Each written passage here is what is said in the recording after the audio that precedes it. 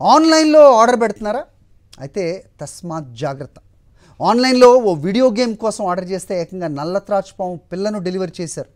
బెంగళూరులోని సర్జాపూర్కు చెందిన భార్యాభర్తలు ఐటీ ఉద్యోగులు.